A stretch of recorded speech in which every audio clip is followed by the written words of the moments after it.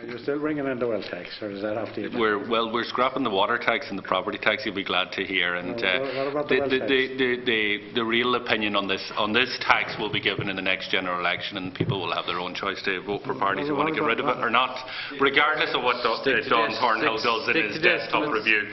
That he may be paid a fee or may not be paid a fee for, depending on your chats with him. Is not well tax a quintessential type of property tax?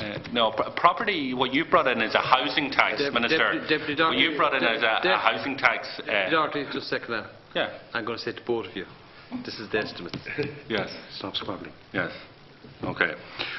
So just to clarify, so emails wouldn't be just a normal email given out to you, Minister, saying that you're ruining the country and all that kind of stuff, or would I have to be asking you to do a particular thing to be classified as a rep? We get some of those type of emails, usually that have a tricolour at the top. So.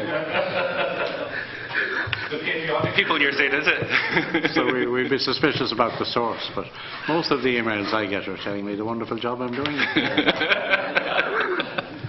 But sorry, just joking aside, so